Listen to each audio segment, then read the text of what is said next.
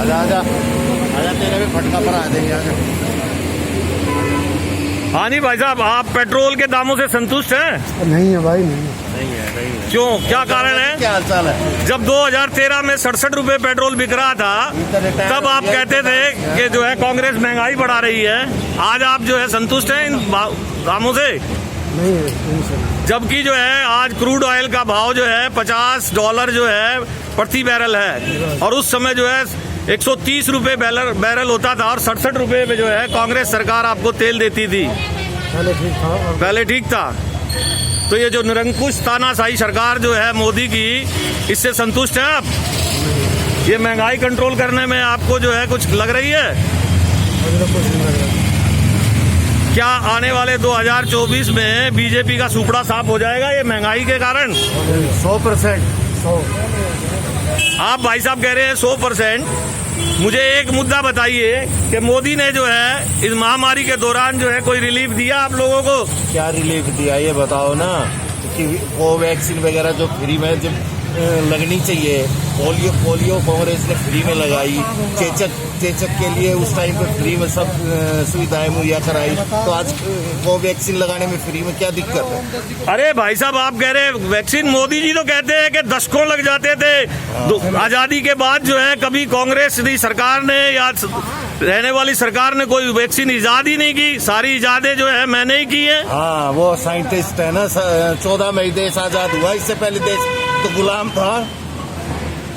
आप जो देख रहे हैं अभी जो ये देश भर में पूरा ज्वलंत मुद्दा है, दिल्ली में करीब जो है 100 के पार जो है पेट्रोल चला गया है, राजस्थान में 110 120 जा रहा है। हमें तो ये लग रहा है कि मोदी जी सरसों का जो तेल बिक रहा है 250-200, उसके आसपास पेट्रोल को भी लेके जाएंगे। आप देखते जाना, तो जनता तब खुश होएगी, हाँ अच्छे दिन आ गए हैं। अभी आपने देखा होगा, अभी डॉक्टरों को जो है, जो हमारे डॉक्टर जो है कोरोना योद्धा थे, जो वॉरियर थे, उनको जो है बाबा रामदेव ने टर टर टर टर कह के जो है देश को भ्रमित किया, और मेन मुद्दे से जो वैक्सीन की जो डिमांड थी उससे जो है ध्यान भटका दिया, और पूरे देश में एक आंदोलन कर दिया कि डॉक्टर जो है वो जो है एलिजिबल नहीं है और वो फेल हो रहे हैं कोरोना के लिए। अपनी कोरोना नील बेचने के लिए स्वास्थ्य मंत्री से उद्घाटन कराते हैं। वो एलोपैथिक की क्या नाम है दवाइयों को अगर बहिष्कार नहीं करेंगे तो उनकी आयुर्वेदिक कैसे बिकेंगी? वो इसलिए तो ये मुद्दा उठा रहे हैं। गवर्नमेंट फिर कोरोना नील खरीद लेगी हमारी। व्यापारी आदमी है वो, कोई साधु संत थोड़ी है। चलिए, धन्यवाद। हाँ जी पालीवाल जी। आओ जी आओ। आज आप जो है यहाँ जन आक्रोश आंदोलन कर रहे हैं, इसका मेन मुद्दा आपको क्या है, और क्या आप इस सोई हुई निरंकुश ताना सरकार को क्या मैसेज देना चाहते हैं? हम ये मैसेज देना चाहते हैं कि जो पेट्रोल डीजल के दामों में बेतहाशा वृद्धि करी है, उसे जल्द से जल्द कम करके जनता को राहत दी जाए। जो जनता कोरोना काल में जो कमाई नहीं हुई, जिनकी 2 रुपए की भी, और ऊपर से कीमत और बढ़ा दी पेट्रोल की, 95-96 रुपए के करीब दिल्ली में है, 100 रुपए पार राजस्थान में है, 101 रुपए बॉम्बे में है। डीजल जो किसानों के काम आता है, जिससे सब चीज की महंगाई बढ़ गई है। हमारी दिल्ली सरकार और केंद्र सरकार से मांग है कि तुरंत से तुरंत जनता को राहत दी जाए और पेट्रोल डीजल के दामों में फौरन कमी की जाए। यादव जी, आज आप यहाँ आए हैं, क्या आप इस मोदी सरकार ने 2014 में सत्ता में स्थापित हुए थे, देश को भ्रमित करके, झूठे वादे करके, जुमलेबाजी करके, उस समय जो है 67 रुपए करीब जो है पेट्रोल का भाव था, और आज जो है $50 जो है प्रति बैरल का भाव है, तो आज डीजल के और पेट्रोल के भाव करीब 50-60 रुपए नहीं होने चाहिए? बिल्कुल होने चाहिए। आपने ठीक कहा। जब यहाँ तक कांग्रेस की सरकार थी तो कच्चे तेल की कीमत ज़्यादा थी। आज कच्चे तेल की कीमत उल्टी है, कम है, लेकिन पेट्रोल 96 रुपये लीटर, डीजल 87 रुपये लीटर, जिसकी वजह से महंगाई बहुत बढ़ रही है। केंद्र सरकार और राज्य सरकार एक्साइज ड्यूटी और वैट इन दोनों ने बढ़ाया हुआ है। हम अपील करना चाहते हैं कि डीजल और पेट्रोल की कीमत कम होनी चाहिए, ताकि महंगाई पर इसका असर पड़े। आज लोग बेहाल हैं, महंगाई इतनी हो चुकी है, और ऊपर से अभी हमारे ब्लॉक अध्यक्ष पालीवाल साहब ने जो बताया कि कोरोना की वजह से भी आज बेरोजगारी फैली हुई है, लेकिन पेट्रोल डीजल की कीमत बहुत बढ़ रही है। हम निवेदन करना चाहते हैं हमारी कांग्रेस पार्टी, सोनिया गांधी जी, राहुल गांधी जी, अनिल चौधरी जी, कि ये जो वैट है ये केजरीवाल सरकार हटाए, एक्साइज ड्यूटी केंद्र सरकार हटाए और पेट्रोल डीजल की कीमत कम कराए। हम ये अपील करना चाहते हैं, हमारी कांग्रेस पार्टी अपील करना चाहती है कि जल्द से जल्द इस पर कार्रवाई हो। देखिए, मेरा ये मानना है कि मोदी जो है प्रेस में अपने आप को आकर घड़ियाली आंसू बहाता है, मन की बात करता है और लोगों को भ्रमित करके नाना प्रकार के जो है आडंबर और स्वांग रच रहा है। क्या ये देश की जनता अब जो है जाग नहीं चुकी है? बिल्कुल जाग चुकी है। कोरोना पर आप देखिए कि पहले इन्होंने फ्री वैक्सीन की बात की, लेकिन राहुल गांधी जी, सोनिया गांधी ने जब आवाज उठाई और हमारे प्रदेश अनिल चौधरी जी ने आवाज उठाई, सब कांग्रेस करता की एक ही मांग थी कि फ्री वैक्सीन लगे। और उस मांग पे करते हुए आप लोगों को मालूम है कि हम लोगों ने जहां जहां दिल्ली के अंदर इनके प्राइवेट वैक्सीन के सेंटर थे वहां प्रदर्शन किया और उस प्रदर्शन में मांग रखी। आज भी फ्री वैक्सीन गवर्नमेंट उसमें, प्राइवेट में तो आज भी ये कह रहे हैं कि पैसा लेकर वैक्सीन लगाएंगे, लेकिन हम ये फिर मांग करते हैं कि जनता के लिए और अपने देश के लिए फ्री वैक्सीन और पेट्रोल डीजल की कीमत कम हो। देखिए भाई साहब, आप कह रहे हैं फ्री वैक्सीन। जहां तक मुझे अपना अंदाजा है, कोविडशील्ड जो है 780 रुपए, कोवैक्सीन जो है 1335 रुपए, स्पुतनिक की वैक्सीन जो है 1400 रुपए और उसके ऊपर सर्विस चार्ज जो है 150 लिया जा रहा है। तो ये फ्री वैक्सीन कहाँ है? मैं तो ये कहता हूं कि जब सुप्रीम कोर्ट ने इनको डंडा दिया और इनको लताड़ लगाई तो जो मोदी जी जो है सुप्त अवस्था से जागे और इन्होंने जो है फिर एक स्वांग रच के और फिर जो है जनता को भ्रमित करने का एक नाटक किया और आडंबर की ओर आगे बढ़े। बिल्कुल ठीक बात है आपकी, बिल्कुल ठीक बात है। अब ये बोल रहे हैं कि प्राइवेट हॉस्पिटल में जो आप अभी बता रहे हैं इसकी कॉस्ट ये होगी, प्राइवेट हॉस्पिटल पर आप जाएंगे तो इसकी ये कॉस्ट होगी, गवर्नमेंट अगर हॉस्पिटल में डिस्पेंसरी में जाएंगे तो फ्री लगेगी। ये तो वक्त ही बताएगा कि ये लोग चाहते क्यों है, क्योंकि इनकी करनी में और कथनी में बहुत अंतर है। अरे भाई साहब, जो वैक्सीन सरकारी हॉस्पिटल्स में जा रही है, सतबीर जी आप यहाँ इस क्षेत्र से जुड़े हुए हैं, बहुत पुराने नेता हैं, कर्मठ कार्यकर्ता भी रहे हैं और आप जानते हैं कि ये जो प्राइवेट हॉस्पिटल्स को जो ये वैक्सीन उपलब्ध कराई जा रही है ये कहाँ से आ रही है, और जो हमारे स्कूलों के इतने बड़े सेंटर जो खुले हुए हैं, बने हुए हैं, उनमें वैक्सीन उपलब्ध नहीं हो पा रही।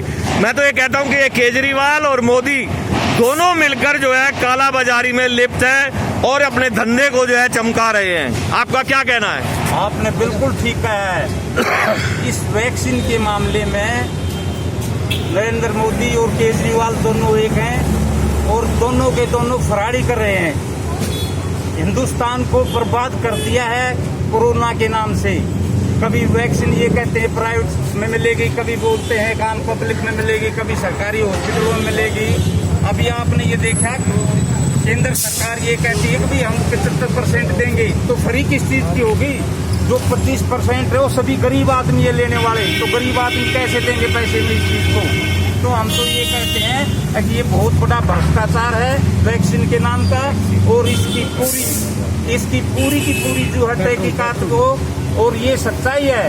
ओमदत्त यादव जी ने बताया है, हमारे और सारे पदाधिकारी कार्यकर्ता कांग्रेस के, पूरी का पूरा देश दुखी आज पेट्रोल की महंगाई से। पेट्रोल की महंगाई और डीजल की महंगाई ये गरीबों को मार रही है, ये गरीबों को मार रही है। 100% गरीबों को पर असर है इसका पेट्रोल डीजल की महंगाई का। हम तो ये कहते हैं जिस टाइम कांग्रेस की सरकार थी, हिंदुस्तान से बाहर से कच्चा तेल आता था, बहुत सस्ता तेल, बहुत महंगा तेल था। कांग्रेस के टाइम जो बाहर से कच्चा तेल आता था वो बहुत महंगा आता था, और कांग्रेस सरकार हिंदुस्तान के अंदर, दिल्ली के अंदर 60 और 65 रुपए लीटर तेल देती थी, और बाहर से बैरल आती थी 135 रुपए में, 135 और 40 में डॉलर में, और कांग्रेस की सरकार यहाँ सस्ता देती तेल। तो ये डीजल और पेट्रोल का जो ये धंधा चल रहा है मोदी सरकार का, केजरीवाल सरकार इसका, इसमें भी बहुत बड़ा भ्रष्टाचार है।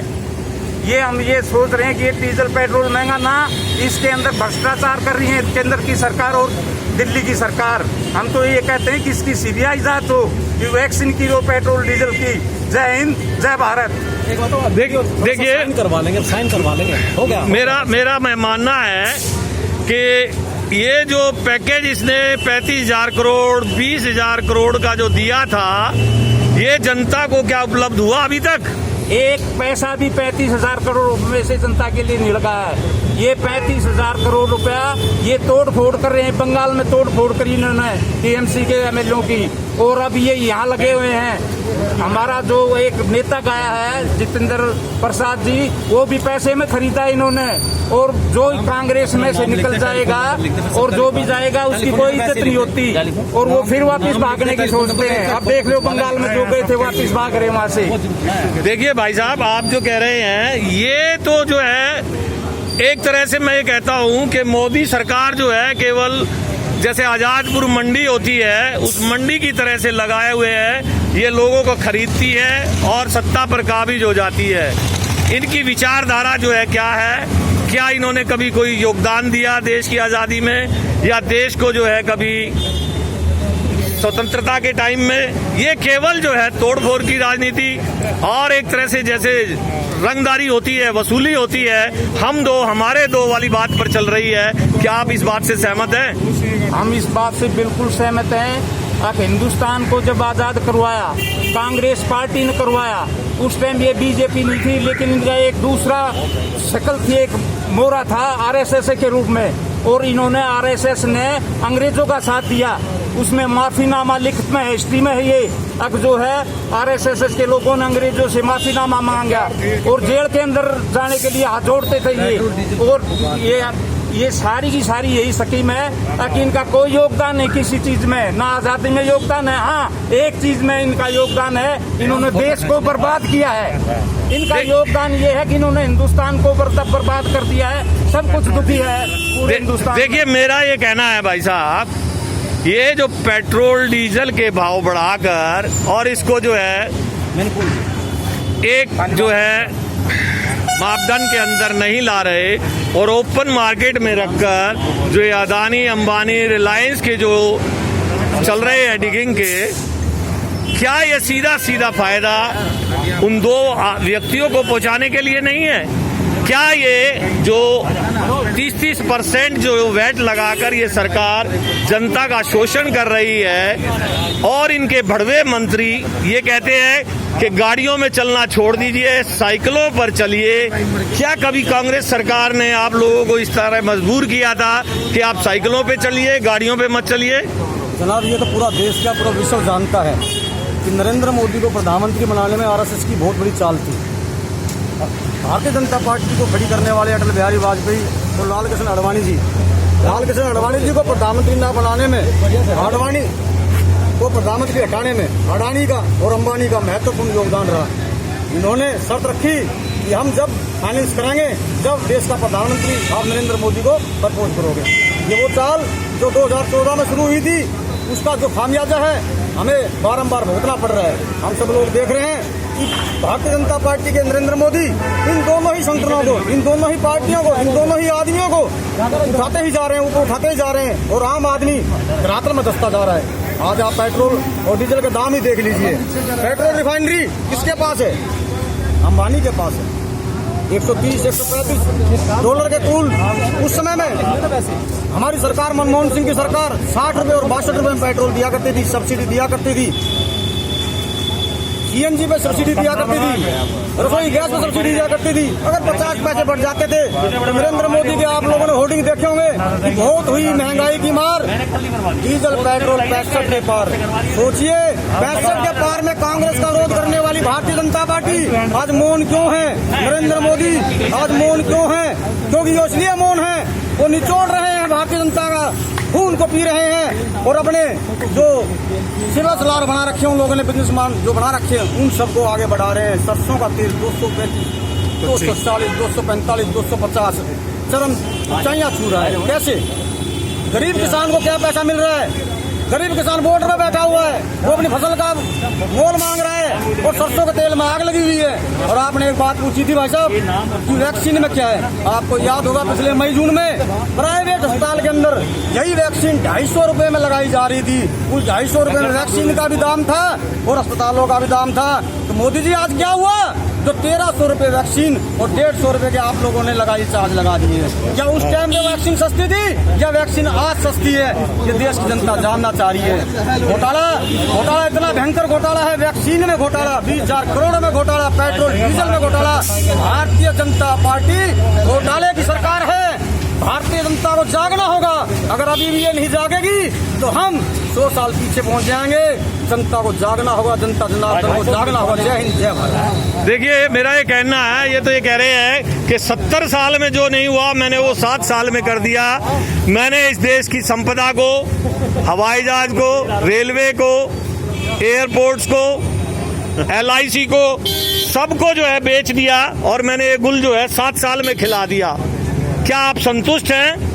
और क्या आज का आक्रोश, आज का जो धरना प्रदर्शन है, ये लोगों को जन जन तक पहुंचेगा और लोग जागरूक होंगे और इस निरंकुश भ्रष्टाचारी सरकार के खिलाफ आएंगे? जनाब, ये वही कारण है कि 70 साल के बुजुर्ग ने अपने बच्चों को पालने पोसने के लिए मेहनत की, खेती बाड़ी की, उसने गाड़ी भी खरीदी, उन लोगों के लिए बंगले भी बनाए, उन लोगों के लिए मकान भी बनाए, उन्हें पढ़ाई लिखाई भी करी। लेकिन उसकी जो औलाद थी वो कहती रही कि मेरे बाप ने, मेरे दादा ने मेरे लिए क्या किया है, और उसके पोते ने बहुत बड़ा काम कर दिया। उसने बंगला बेच दिया, खेती बेच दी और गाड़ी बेच के एक बड़ी ओडी गाड़ी ले ली और उसने ये कहा 70 साल में जो मेरे दादा नहीं कर पाए वो देखो मैंने 7 महीने में कर दिया। इस टाइम नरेंद्र मोदी वही काम कर रहा है जो 70 साल में कांग्रेस शासन ने नींव पर नींव धर के देश को बनाया था। इन्होंने 7 साल में बेच खाया। जो आप बता रहे थे, LIC बेच खाई, रेलवे का प्राइवेटाइजेशन कर दिया, बैंकों का विकेंद्रीकृत किया था इंदिरा गांधी जी ने। ये बैंक को वापस प्राइवेटाइजेशन में ला रहे हैं। क्यों ला रहे हैं? क्योंकि ये अंबानी को, अडानी को और अपने जो बड़े बड़े बिजनेस समूह है उन सबको इंडायरेक्टली फायदा पहुंचाने के लिए देश की जनता को प्राइवेटाइजेशन की तरफ धकेल रहे हैं। जनता जाग चुकी है, जनता का मोह भंग हो चुका है। आप 2024 की बात नहीं कर रहे। चलिए, धन्यवाद।